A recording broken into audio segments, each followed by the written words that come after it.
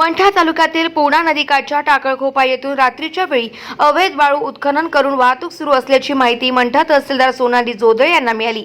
चक्क दुचाकीवर येऊन वाळू माफियाच्या खबऱ्यांना चकवा देत 9 ऑगस्ट रोजी रात्री 2च्या सुमारास चक्क एका पाठोपाठ आलेल्या 2 ब्रासचे 3 टिप्पर पकडले। गाळा पकडल्याचे समजताच एका टिप्पर चालकांनी पळ काढला, तर दुसरा टिप्पर पळून जाण्याच्या तयारीत असताना खराब रस्त्यामध्ये टिप्पर फसला गेल्याने पळून जाता आले नाही। भर पावसाळ्यात सुद्धा टाकळखोपा येथून होत असलेल्या या वाळू चोरांवर कडक कारवाई करणे गरजेचे आहे। संधी मिळेल तेव्हा पूर्णा नदी पात्रातून उत्खनन करायचे आणि त्याची विक्री करायची।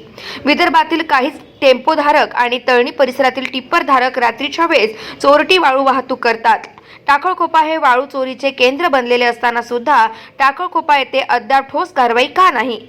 वाळू वाहतुकीमुळे 5 कोटीच्या रस्त्याची संपूर्ण वाट लागली असून विद्यार्थी आणि सर्वसामान्यांना मोठा त्रास सहन करावा लागतोय। टाकळखोपा येथे कारवाई करण्यासाठी रस्त्यांची मोठी अडचण आहे। एकच रस्ता आणि त्यावर पाळत ठेवणारे अनेक जण असतात। या वाहनांवर महसूल नियमानुसार दंडात्मक कारवाई करणार। नदीला पाणी आल्याने इतर ठिकाणी वाळू चोरीचे प्रमाण अत्यल्प असल्याचे तहसीलदार सोनाली जोदळे यांनी सांगितले। या कारवाई दरम्यान मंडळ अधिकारी गणेश कुलकर्णी, तलाठी विनोद कांबळे, अरविंद वनगुजर, सचिन कळणे, चालक दत्ता लवंगारे याचा समावेश होता। सदरील 3 टप्पर शासकीय गोडाऊनच्या ताब्यात देण्यात आला। गाव माझा न्यूज करिता बाळू गायकवाड, मंठा, जालना।